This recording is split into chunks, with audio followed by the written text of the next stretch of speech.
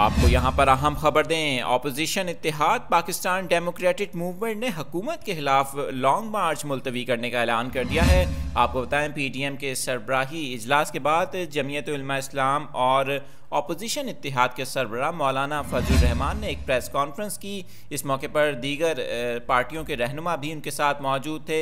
इस मौके पर मौलाना फजल रहमान ने ऐलान करते ही प्रेस कॉन्फ्रेंस को अधूरा छोड़ दिया और वो प्रेस कॉन्फ्रेंस से चले गए।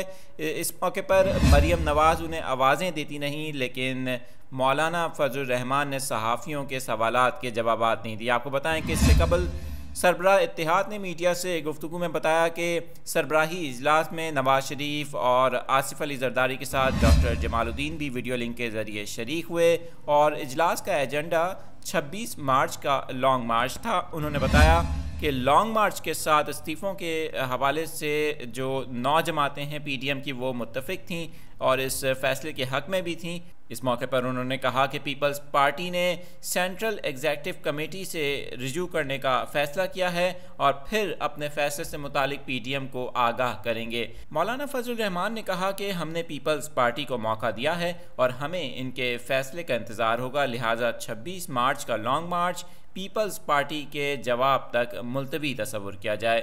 इस ऐलान के साथ ही मौलाना फजल रहमान प्रेस कॉन्फ्रेंस अधूरी छोड़कर चले गए। इस मौके पर मरियम नवाज़ भी मौलाना फजल रहमान को आवाज़ें देती रहीं, लेकिन वो वापस नहीं आए।